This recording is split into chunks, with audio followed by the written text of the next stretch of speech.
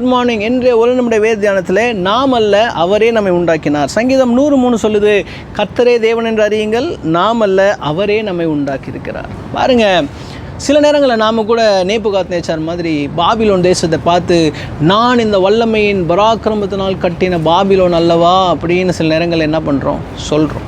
சில நேரங்களில் பெருமை வந்துடுது, நான் செஞ்ச காரியம், நான் பண்ண காரியம். ஆனால் வசனம் சொல்லுது, நம்மளையே ஆண்டவர் தான் உருவாக்கி இருக்கிறாரு. நம்ம மூலமாக செய்கிற காரியத்துக்கு நாம் எப்படி கிரெடிட் எடுத்துக்க முடியும் சொல்லுங்கள்?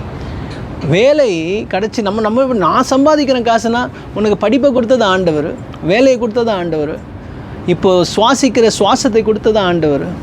அப்புறம் நம்மளால் ஒன்றுமே நடக்க முடியாதுங்க. தனியாக ஒரு முழத்தை கூட என்ன பண்ண முடியாது, கூட்ட முடியாது. ஒரு முடியை கூட நம்மளால் என்ன பண்ண முடியாது, மறுபடியும் நட்டு வைக்க முடியாது. நல்லா புரிஞ்சுக்கோங்க, நாம் அல்ல அவரே நம்மை உண்டாக்கியிருக்கிறார்.